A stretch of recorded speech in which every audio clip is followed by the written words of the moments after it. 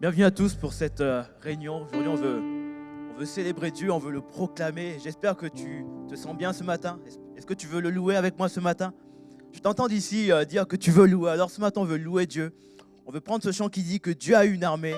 Et on veut croire que le Dieu que l'on sert aujourd'hui est là et il veut se glorifier. Alors, tu es peut-être assis, debout, peu importe. Ce que l'on veut, c'est adorer, glorifier le roi des rois. Et on veut prendre ce chant qui dit Dieu a une armée.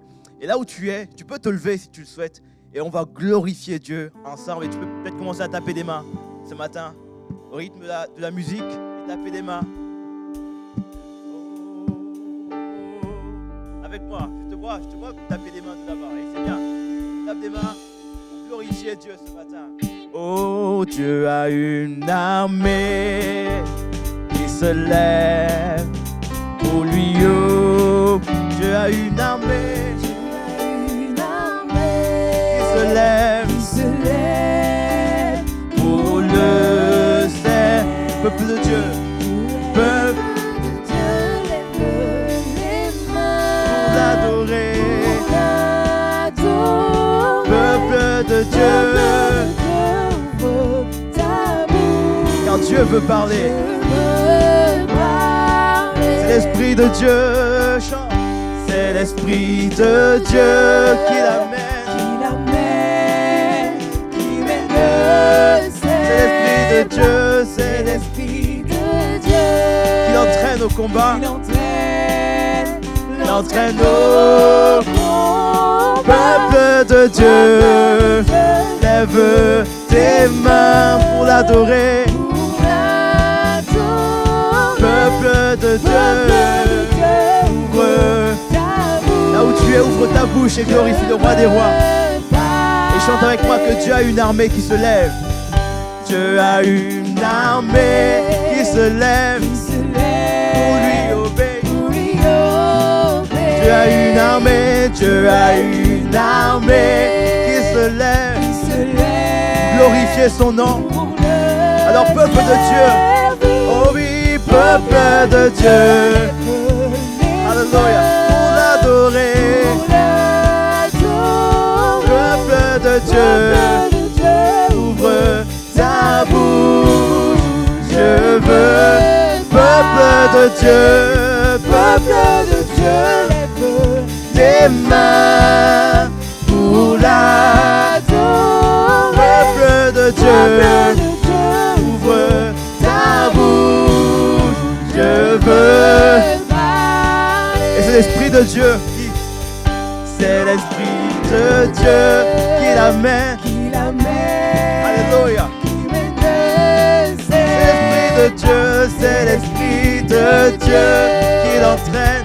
Oh oui, il entraîne au peuple de Dieu.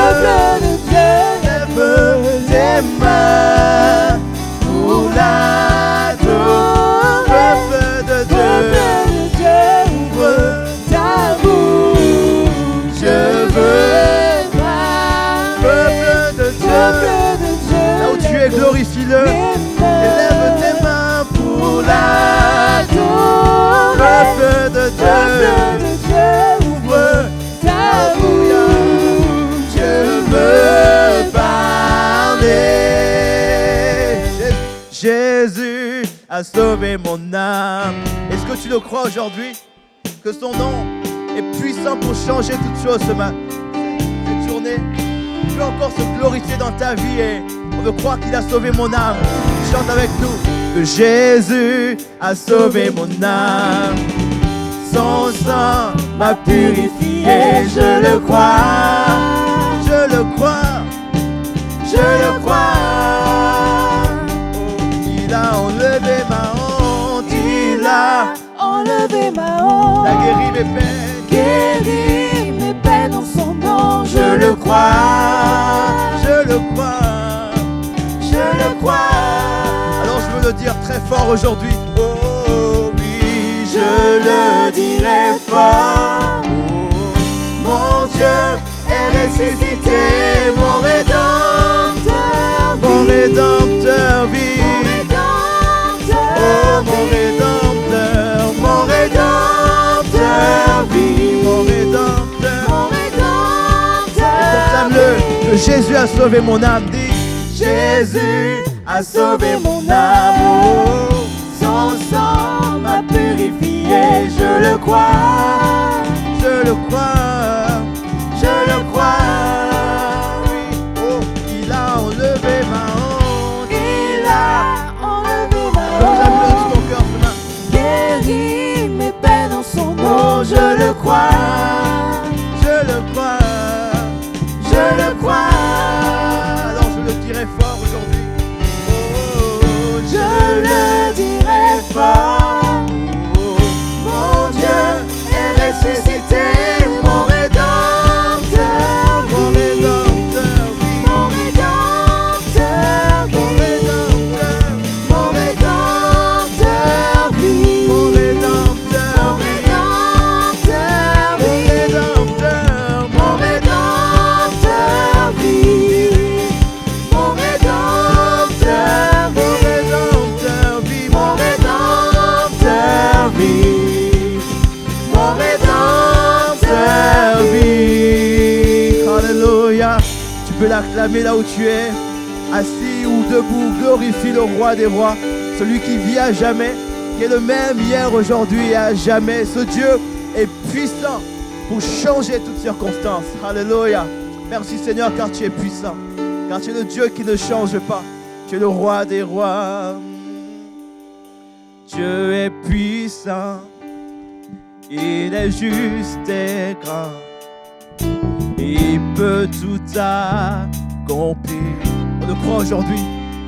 Plus grand que nos pensées, plus grand que nos espoirs. Ha. Il a fait de grandes choses. Crois-le aujourd'hui. Oh, Dieu est puissant et qu'il est juste et grand. Il est juste et grand. Il peut tout faire dans ta vie. Il peut tout accomplir. Oh oui, plus grand que nos pensées. Il est plus grand. Alléluia. Et il a fait de grandes choses pour toi. De grandes choses élevées. Il a vaincu. Mon Dieu en son nom. En son nom. Proclame-le aujourd'hui. J'ai la victoire. Le Seigneur, mon Dieu, élevé, élevé. Oh oui, mon Dieu. Et crois-le de tout ton cœur qu'il est puissant. Et qu'en son nom puissant, tu as la victoire. Dis-le ce matin. Le Seigneur, mon Dieu est puissant. Et Dieu vit en nous. Et Dieu vit en nous. Il est parmi nous. Il nous ouvre ses bras. Il nous ouvre la voie. Plus grand que nos pensées. Il est plus grand.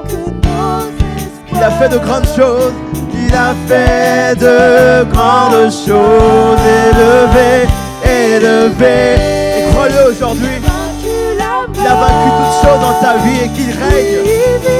Il est au contrôle. Il prend soin de toi. Il t'aime en son nom. J'ai la victoire. Oh oui, le Seigneur, mon Dieu. Oh, élevé, élevé. Il a vaincu la mort. Oui, oui. Mon Dieu est puissant en son nom, dis-le. J'ai la victoire, le Seigneur, mon Dieu, oh élevé, élevé, il a vaincu.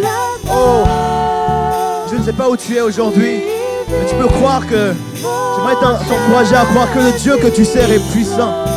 Qu'il est capable de transformer toutes circonstances aujourd'hui. Tu peux aujourd'hui proclamer avec moi que j'ai la victoire sur les circonstances de la vie. Alors mon frère, ma soeur, élève ta voix et glorifie le roi des rois. Là où tu es, commence à l'honorer, à le glorifier. Commence à proclamer. Oh, dis que Dieu est bon pour moi. Dis que Dieu est puissant pour moi. Dis que le Dieu, oh, que je sers, vit à jamais. et qu'en son nom j'ai la victoire. Et peu importe tes circonstances, dis, oh, que tu es plus que vainqueur en Jésus-Christ. Que le Dieu qui est, oh, maintenant avec toi, oh, il est pour toi. Il est parmi nous. Il vit, il règne à jamais. Crois encore que le Dieu, oh, que tu sers est capable de faire infiniment au-delà de ce que tu peux imaginer ou penser. Il est présent parmi nous. Oh, il est là aujourd'hui pour toi.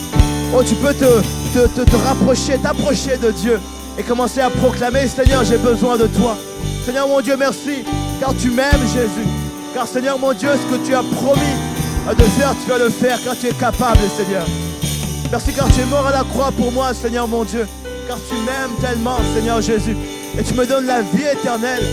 Et tu m'appelles à vivre une vie en abondance, Seigneur. Oh, merci pour tout ce que tu fais. Merci pour la victoire en ton nom. Merci Jésus, tu es fidèle. Alléluia. Merci Seigneur, car tu me donnes la victoire, Seigneur. Oh oui, Jésus. Oh, élevé, élevé. Il a vaincu la mort. Oui, oui. Mon Dieu. Oh, en son nom. J'ai la victoire. Proclame-le de tout ton cœur, le Seigneur. Mon Dieu. Oh, élevé, élevé. Alléluia. Oh, proclame-le aujourd'hui. Élève son nom et proclame qu'il a vaincu la mort. Et qu'il est puissant pour changer nos circonstances. Merci car tu vis, Seigneur. Et car tu es capable, Seigneur Jésus, d'intervenir dans ma situation, Seigneur. Merci car tu es fidèle. Tu me donnes la victoire, Seigneur. Oh, tu es glorieux. Alors je veux t'élever. Oh, élevé, élevé. Il a vaincu la mort. Alléluia. Oui, oui. Mon Dieu. Alléluia. Oh, merci Jésus. Pour ta fidélité, Seigneur. J'ai la victoire. Merci Seigneur. Le Seigneur, Mon Dieu est puissant. Alléluia. Merci Seigneur Jésus. Glorifie-le un instant. Glorifie-le là où tu es. Et adore le roi des rois. Et peut-être que tu es là et tu te poses des questions. Tu peux t'approcher du trône de la grâce afin d'être secouru dans tes besoins, afin de dire Seigneur, j'ai besoin de toi. Merci car tu m'aimes, Seigneur. Et tu ne m'abandonneras pas. Tu dis que ni la mort ni la vie ne me sépareront de ton amour. Tu l'as dit, Seigneur, c'est ta parole et tu es fidèle pour accomplir ta parole, Seigneur. C'est pourquoi je m'accroche à toi, je m'appuie sur toi, Seigneur. Et je veux te chanter que tu es le Dieu de gloire. Merci, mon Dieu. Alléluia. Alléluia. Alléluia. Alléluia. Le Seigneur Tout-Puissant, il règne. Chantons-le ensemble. Alléluia.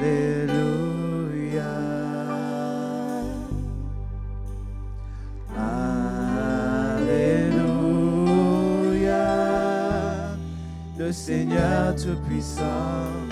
Alléluia. Chantons encore une fois. Alléluia. Alléluia. Chantons. Alléluia. Le Seigneur Tout-Puissant règne. Le Seigneur Tout-Puissant, il règne. Chantons Alléluia. Oh, Alléluia.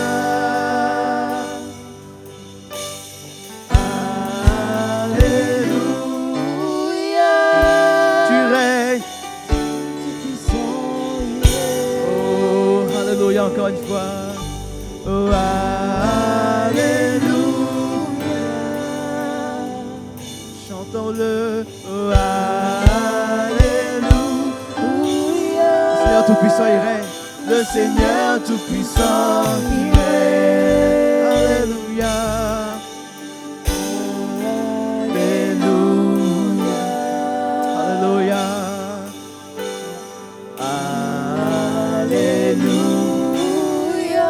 saint. Tu es saint. Tu es saint. Tu es le Seigneur Dieu Tout-Puissant. Digne l'agneau. Digne l'agneau. Jésus, tu es saint. Tu es saint. Tu es saint, le Seigneur Dieu Tout-Puissant. Digne l'agneau. Digne l'agneau. Jésus, tu es saint. Tu es saint. Alléluia. On proclame-le avec moi. Le Seigneur Dieu Tout-Puissant. Digne l'agneau. Dis-le avec moi. Jésus, tu es saint. Tu es le roi des rois et le Seigneur des seigneurs. À toi la gloire, Seigneur éternel. Dieu fidèle qui ne change pas. Tu es saint. Alléluia. Jésus, merci Seigneur. Tu es bon Seigneur. Jésus, tu es saint. Tu es saint. Tu es le Seigneur Dieu Tout-Puissant.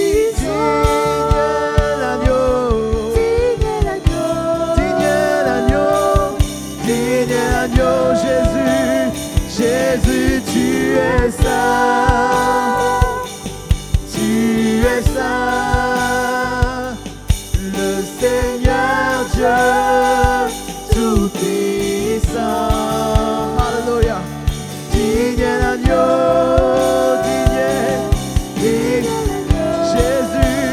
Jésus, tu es saint. Et tu es fidèle, Seigneur. Tu es roi des rois, Seigneur des seigneurs.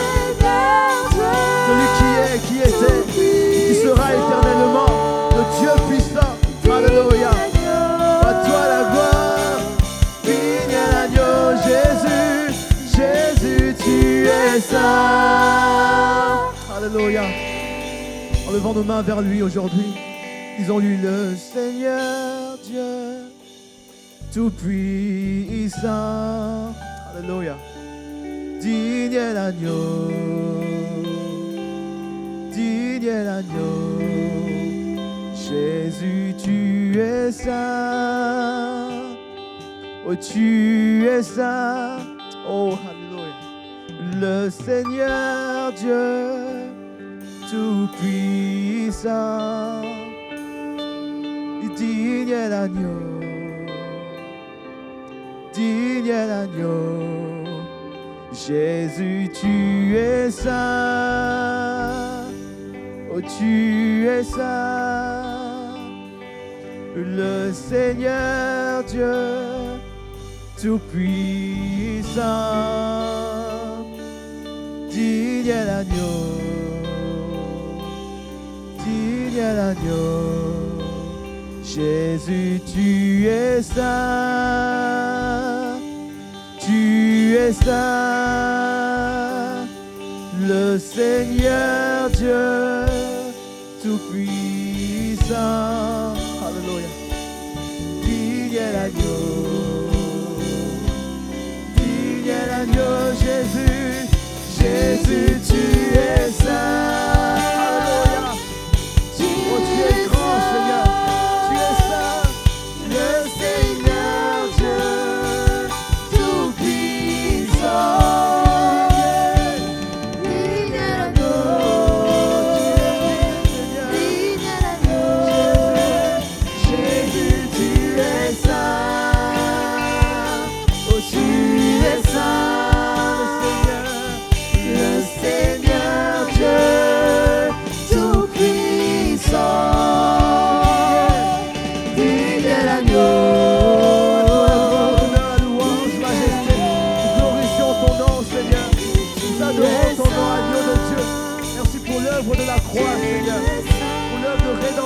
Seigneur mon Dieu. Merci pour ta fidélité, Jésus. Bénissons ton nom, Père. Parce que tu as fait personne d'autre, Seigneur mon Dieu. Tu aurais pu le faire pour nous, Seigneur. Alléluia, merci Jésus pour ta fidélité. Jésus, tu es saint. Tu es saint. Le Seigneur Dieu tout-puissant. Digne est l'agneau. Digne est l'agneau.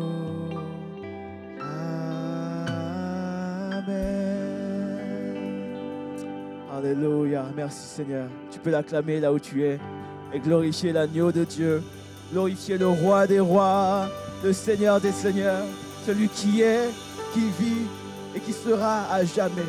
Alléluia, merci Seigneur. Que ton nom soit glorifié. Alléluia. Soyez bénis, Église. Super, merci Seigneur parce qu'on peut se retrouver encore ce matin pour ce moment de louange et d'adoration. Et j'aimerais vous apporter ce que le Seigneur a mis sur mon cœur réellement. Mais bien avant, j'aimerais qu'on puisse prier. Je te remercie, mon Dieu, pour ta grâce et ta bonté, pour ces moments que nous vivons. Je te prie de bénir ta parole ici et qu'elle puisse porter du fruit en chacun de nous, Seigneur éternel Dieu, qu'elle puisse nous bénir, Père, et nous apprendre comment avancer avec toi, Seigneur, comment marcher avec toi, Père éternel Dieu. Que ton nom soit glorifié. Amen. Ce matin, j'aimerais vous parler du bon combat de la foi.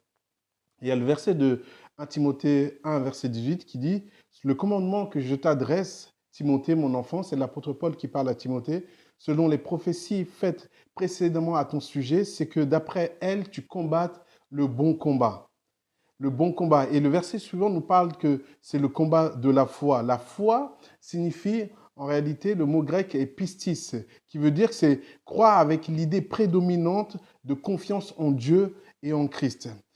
Mais avant, j'aimerais vous parler de deux événements qui semblent tellement opposés. Le premier des événements, c'est la nouvelle naissance, la naissance d'un enfant. Et vous pourrez remarquer que cet événement, quand un enfant naît, ça procure de la joie. Il y a des vœux, il y a des félicitations, il y a des photos qui sont faites, on envoie des photos des enfants partout. C'est rempli d'émotions positives. On a pu voir les dernières naissances que nous avons eues, des parents heureux, des parents qui vivent des choses intenses, des photos, les amis, tout le monde est content. Et c'est des émotions positives. Le deuxième événement dont je vais vous parler, c'est le départ au front d'un jeune homme pendant une période de guerre. Et on regarde qu'à ce moment-là, les sentiments ne sont pas les mêmes. C'est plutôt de la tristesse, c'est plutôt de la crainte, il y a sans doute des peurs, il y a des émotions négatives. Le sentiment est négatif dans le second cas, car nous savons que l'enfant qui s'en va vers sans doute des souffrances, de l'anxiété, de la peur, des douleurs, la faim peut-être, et même la mort, ce que l'on craint. On voit ici deux situations, une nouvelle naissance et un départ vers le front qui sont totalement différents dans ce qu'elles procurent en nous en termes d'émotions. Émotions positives d'un côté, émotions négatives de l'autre côté. Mais j'ai plusieurs questions pour vous là actuellement. Qu'y a-t-il de plus douloureux en réalité entre recevoir une balle et être à l'agonie et voir son couple se briser et être détruit?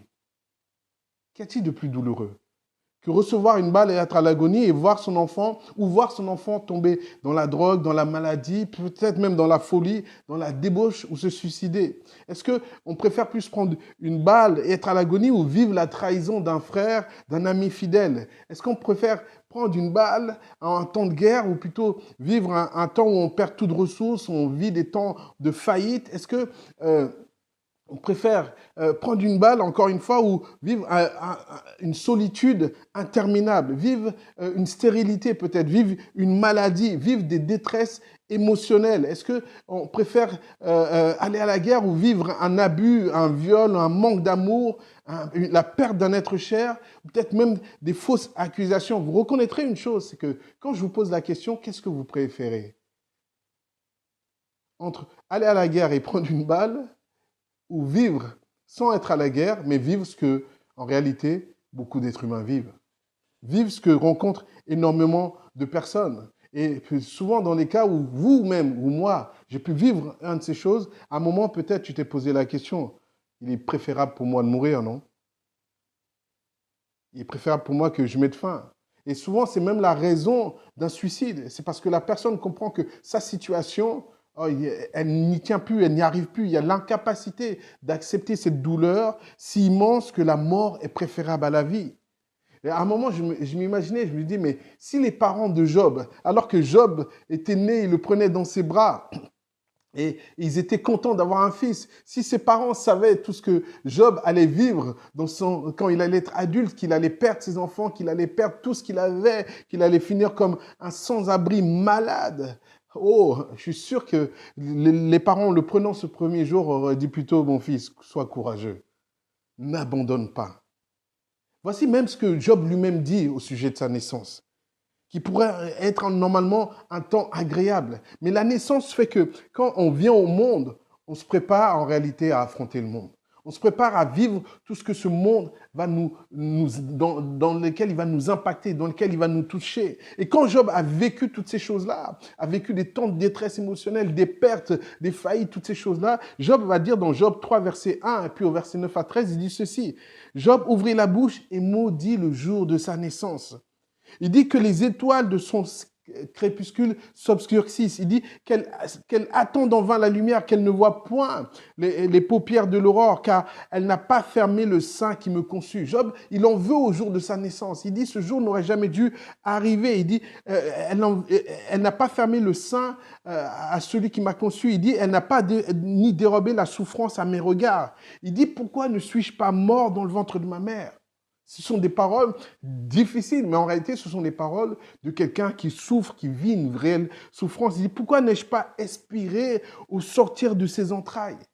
Waouh! Mais la naissance, c'est quelque chose de beau. Non, Job dit, la naissance peut être terrible parce que c'est le fait d'arriver dans la vie. C'est le fait d'être disponible pour vivre des épreuves. C'est le fait d'être disponible pour vivre des situations dans lesquelles on ne s'attend pas à une nouvelle naissance. On dit, wow, super, félicitations, qu'il soit béni, toutes choses. Mais Job dit, non, en réalité, si je savais à ce moment-là, ce jour n'aurait jamais dû arriver. Pourquoi ai-je trouvé des genoux pour me recevoir, dit-il, et des mamelles pour m'allaiter? Il dit, je serais couché maintenant.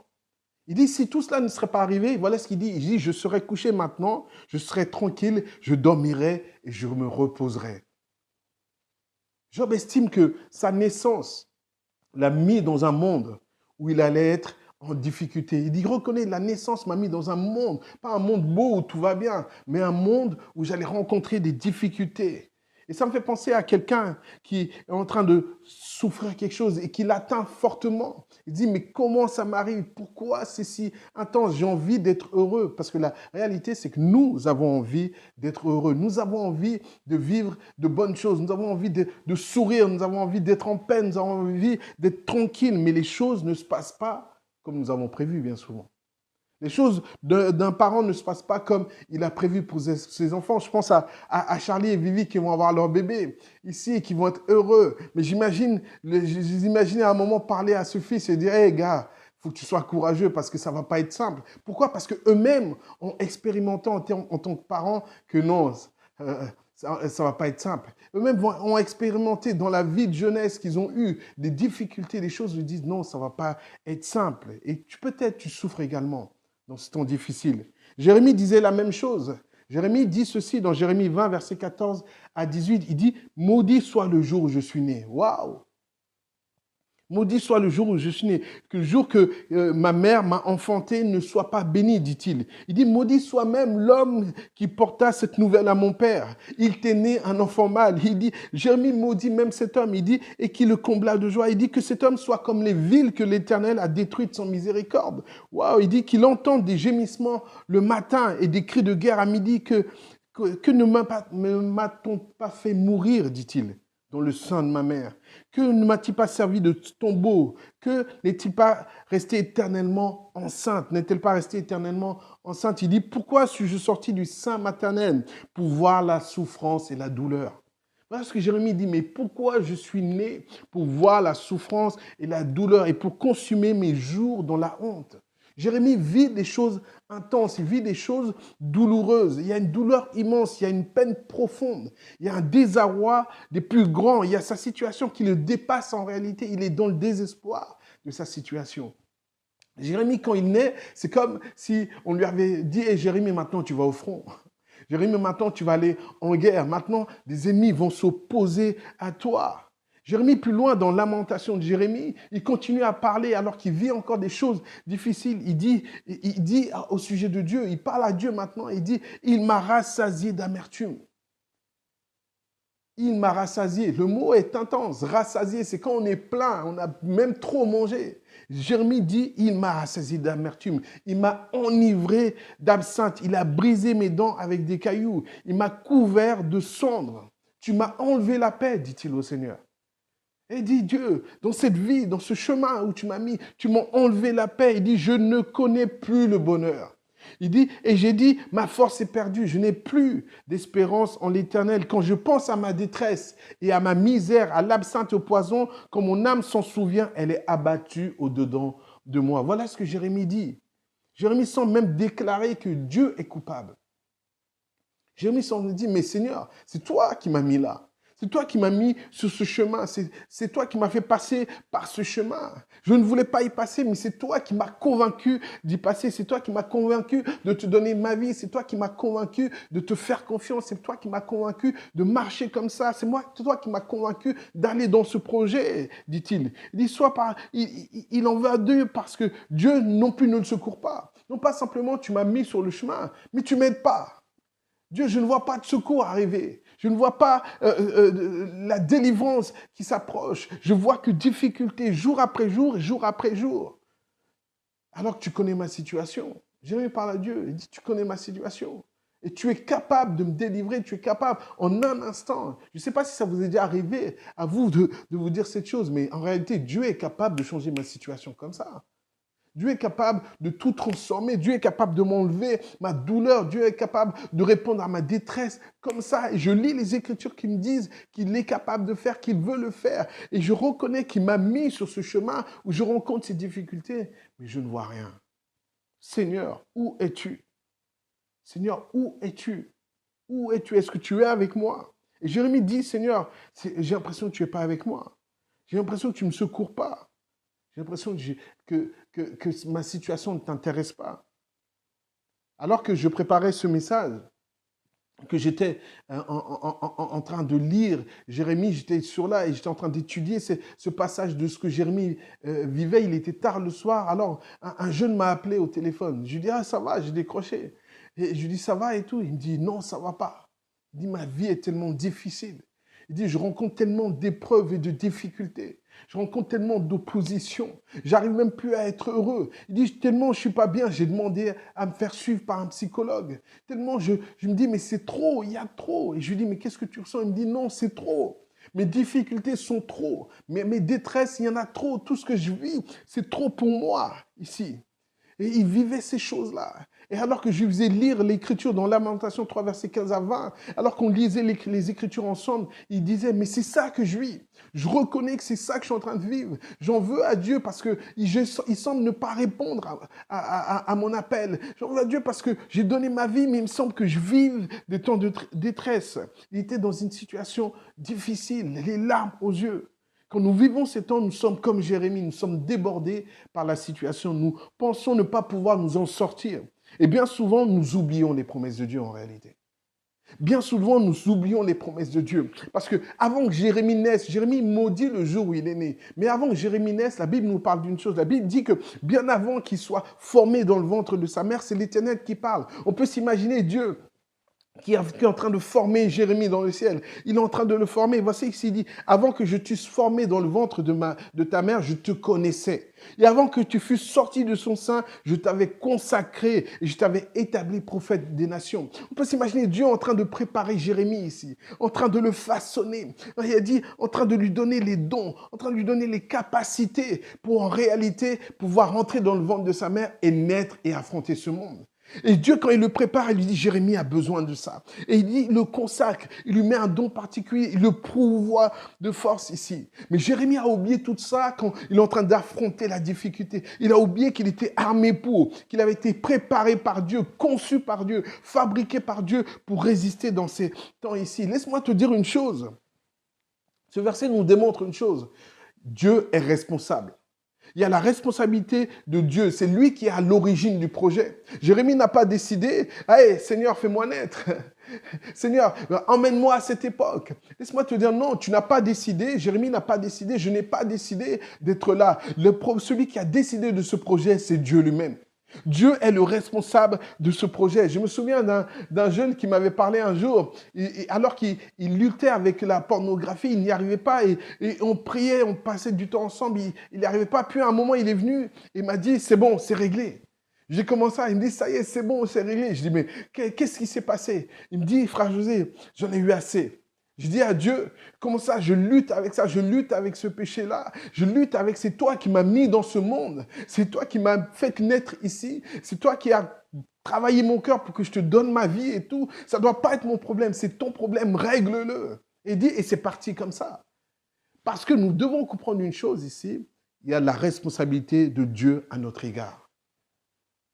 J'aimerais te parler un moment ici, si tu permets, de John Nerman. John Nerman était un brillant alpiniste et il a un fils qui s'appelle Arthur. Et vous savez ce qui se passe quand quelqu'un est passionné, il transmet le virus à son fils. Et John Nerman a transmis le virus à son fils.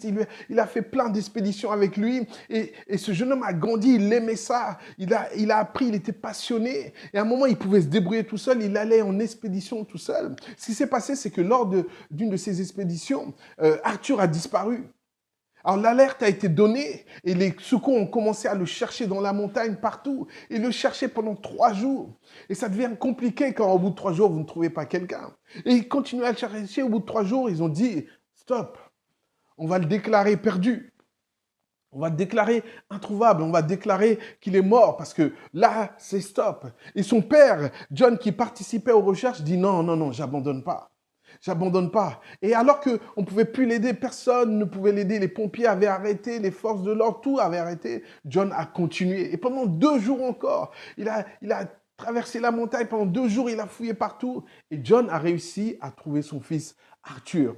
Arthur était dans un sale état. Il avait perdu des doigts. Les choses n'allaient pas. Mais John avait réussi à trouver Arthur. Et quand, plus tard, on a pu les interviewer, on a demandé, mais John, pourquoi vous avez insisté? Pourquoi vous avez voulu encore continuer? Il a dit, je savais une chose, c'est que j'étais capable de le retrouver. Il dit, j'avais la capacité de le retrouver. Et je savais que si je cherchais, j'allais à un moment le retrouver. La seule chose que j'espérais, c'est que mon fils puisse tenir le coup. C'est que mon fils ne puisse pas abandonner. C'est que mon fils ne puisse pas se décourager. Et quand on pose la question à Arthur, mais alors, comment tu as fait pour suivre? Les gens meurent au bout de 3 jours. Toi, tu es resté 5 jours. Il a dit ceci. Il dit, je savais que seul mon père pouvait et avait le désir de me retrouver. Seul mon père pouvait et avait le désir de me retrouver. Et j'ai compris une chose. Je ne devais simplement pas perdre la foi en lui. Et pendant les 5 jours, j'ai juste pensé, courage. Tiens le coup. Même si vous avez froid, je dis tiens le coup. Papa va venir. Tiens le coup. Mon père va venir. Tiens le coup. Il va venir ici. Et c'est ce qui est arrivé. Dieu a une responsabilité vis-à-vis de toi. Ésaïe 46, verset 3 nous dit ceci. Écoutez-moi, maison de Jacob, et c'est Dieu qui parle. Il dit, et vous tous, restes de la maison d'Israël, vous que j'ai pris à ma charge dès votre origine, que j'ai porté dès votre naissance. C'est Dieu qui parle. Il dit que c'est vous, je vous ai pris à ma charge. C'est pas nous qui l'avons choisi, c'est lui qui nous a choisi. Il a dit, je vous ai pris à ma charge et je vous ai porté dès ma naissance. Dieu se montre responsable de ces choses-là. Il dit dans Deutéronome 1, verset 31, puis au désert où tu as vu que l'Éternel, ton Dieu, t'a porté comme un homme porte son enfant. Pendant toute la route que vous avez faite jusqu'à votre arrivée en ce lieu, Dieu a porté Israël comme un homme porte son enfant, avec une responsabilité, avec un regard attentionné, avec une protection. Il dit, je l'ai porté, je l'ai mis à ma charge. Psaume 22, c'est David qui parle, il dit, dès le sein de ma mère, j'ai été sous ta garde. Dès le ventre de ma mère, tu as été mon Dieu. Et je suis en train de te parler ici pour que tu puisses te rendre compte que Dieu a une responsabilité vis-à-vis de toi. Si tu es son fils ou tu es en train de le devenir, ou si tu vas le devenir, laisse-moi te dire que dès que tu deviens son fils, Dieu devient responsable de ta vie.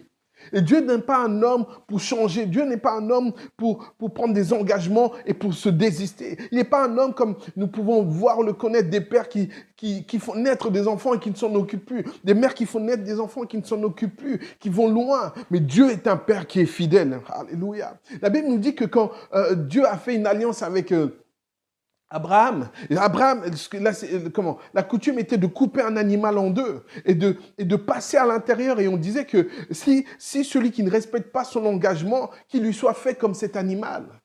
Et ce qui s'est passé, c'est que Dieu a dit à Abraham, prends l'animal, coupe-le en deux. Et quand Abraham a coupé l'animal en deux et qu'on voyait les entrailles ici, Dieu est passé comme un feu dévorant et il a brûlé l'animal. C'est-à-dire que Dieu a dit, moi je m'engage, je n'ai pas besoin de ton engagement, Abraham.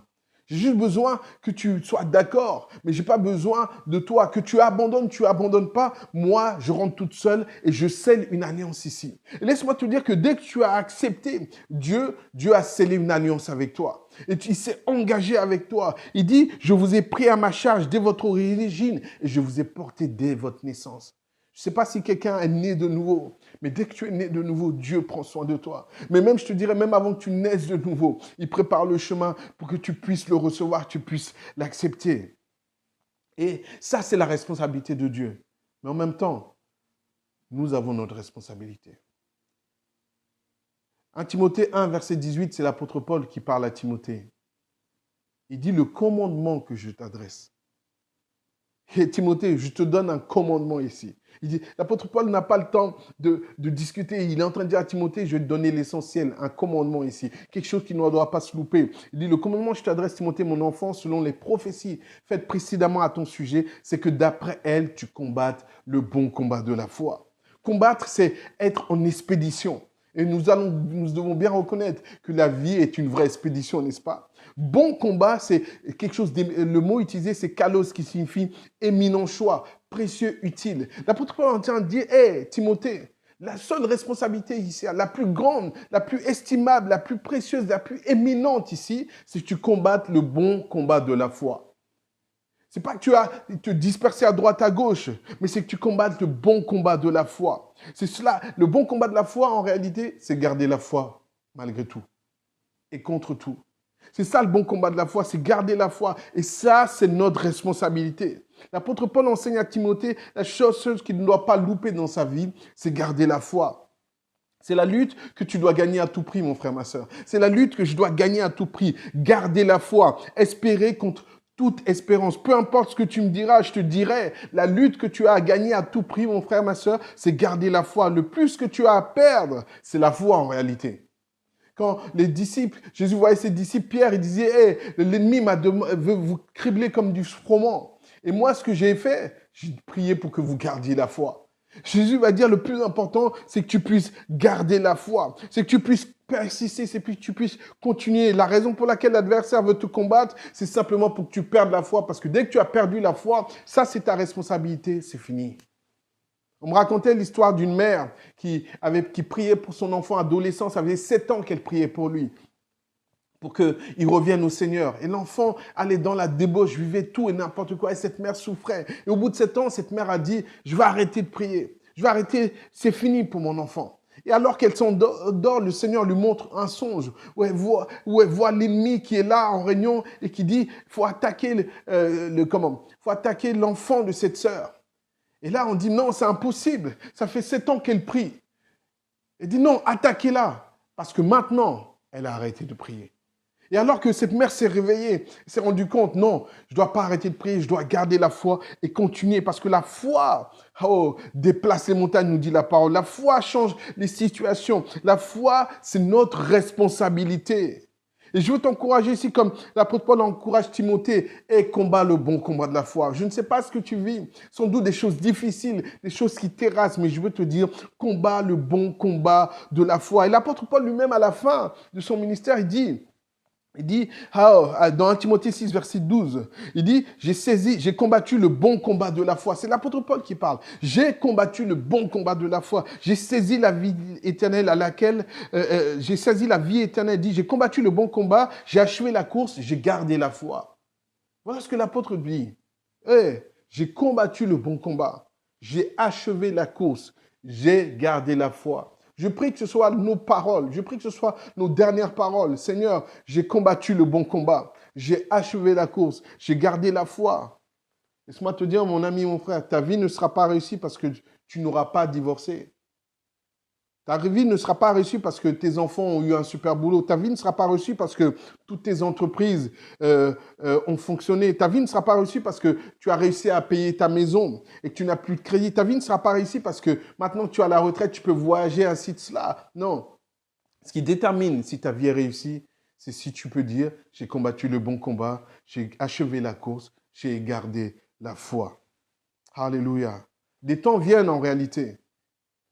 Nous devons commencer à comprendre, Église, mon frère, ma soeur, cher ami, que nous devons commencer à nous mettre dans une position où dire, je suis en combat pour garder la foi. Des temps viennent difficiles où il va te falloir garder la foi si tu veux manger. Des temps viennent difficiles où tu vas devoir garder la foi si tu veux que tes enfants aillent à l'école. Des temps viennent difficiles où tu vas devoir garder la foi si tu vas avoir un travail. Des temps viennent, ils sont tellement difficiles, où tu vas devoir garder la foi parce que toutes les choses autour de toi vont se perdre. Toutes les libertés que tu as peut-être aujourd'hui sont bien plus difficiles demain. Et on échangera cela contre ta foi. Veux-tu croire ou veux-tu obtenir? Veux-tu croire, garder ta foi en Dieu ou veux-tu obtenir le privilège de pouvoir te nourrir, de pouvoir emmener tes enfants à l'école et ainsi de suite? Que veux-tu? Aujourd'hui, nous, c'est simple, peut-être. On n'est pas oppressé dans un pays oppressant où notre foi, on peut la vivre. Mais malgré tout, il y a tellement de choses qui se présentent en nous que déjà, plusieurs abandonnent la foi. Plusieurs baissent les bras. Apprends dès aujourd'hui à garder la foi, quoi qu'il en coûte. Dans les choses difficiles qui m'arrivent, je me mets dès le départ dans cette position, je dis, Seigneur, je vais croire en toi. Seigneur, peu importe ce qui va arriver, je vais garder la foi en toi.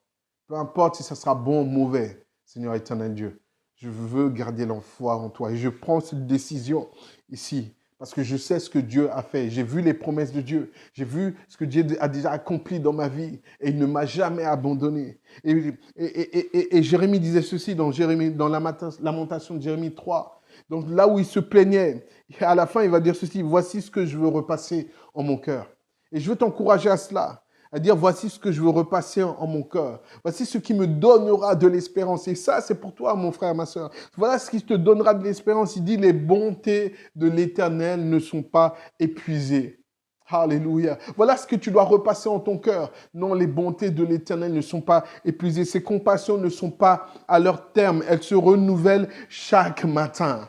Elles se renouvellent chaque matin. Chaque matin, Dieu a des compassions, des bontés pour toi. Elles se renouvellent chaque matin. Il va dire une chose. Oh, que ta fidélité est grande. Dieu, tu es fidèle. Peu importe le temps que ça va prendre, tu es fidèle, tu me guériras. Peu importe le temps que ça va prendre, tu vas restaurer mon cœur. Peu importe l'épreuve dans laquelle je dois vivre, Seigneur, je suis capable de le vivre par ta grâce. Je puis tout, nous dit la parole de Dieu, par celui qui me fortifie. Il va dire, l'Éternel est mon partage, dit mon âme. C'est pourquoi je veux espérer en lui. L'Éternel a de la bonté pour ceux qui espèrent en lui. Pour l'âme qui le cherche, il est bon d'attendre en silence le secours de l'Éternel. Il est bon d'attendre en silence le secours de l'Éternel. Voilà ce que le Seigneur a mis dans mon cœur pour toi. Tu vis des choses difficiles. Tu vis des choses intenses. Tu te demandes même pourquoi tu es né, pourquoi tu es venu dans ce monde. Il semblerait que tu te demandes, est-ce que je suis venu pour souffrir? Est-ce que je suis venu pour vivre ces choses-là? Ces choses qui arrivent, elles sont humaines, elles arrivent à toi, mais à bien d'autres également. Mais la différence ici, c'est si tu vas garder la foi.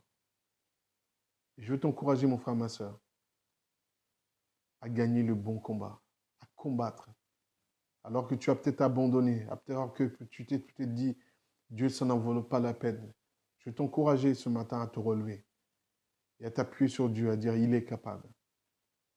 Je veux t'encourager à dépendre de Dieu ici, à dire, peu importe ce par quoi je passerai, à comprendre que Dieu est assis avec toi. Il est à tes côtés. Il est responsable. Sois-le toi aussi. Responsabilise-toi et engage-toi dans ce combat de la foi. Ne lâche pas l'affaire comme les jeunes peuvent dire. Ne laisse pas tomber. Dieu répondra toujours. Il est fidèle. Je veux prier ce matin, Père éternel Dieu. Je te remercie pour ta grâce infinie. Je veux te remercier pour ta miséricorde. Je veux te remercier parce que, effectivement, tu ne changes pas. Je te remercie parce que tes promesses sont toujours les mêmes. Je te remercie, mon Dieu, mon roi, parce que tu es responsable. Et Seigneur, quand je t'ai donné ma vie, Seigneur, quand je suis devenu ton enfant, tu as pris cette responsabilité. Et je sais que jusqu'à ici, tu ne m'as jamais abandonné. Et l'épreuve qui se lève devant moi, Père éternel Dieu, n'est pas quelque chose qui te fera abandonner toi. C'est quelque chose qui me fera, moi, abandonner, Seigneur éternel Dieu, si je ne garde pas la foi en toi. Mais c'est quelque chose qui ne te fera pas abandonner dans ta responsabilité, qui ne te fera pas fuir tes responsabilités, Père éternel, vis-à-vis de moi. Alors, Père éternel, je te prie pour les frères et sœurs qui vivent ces temps difficiles, qui vivent ces temps où leur foi est secouée,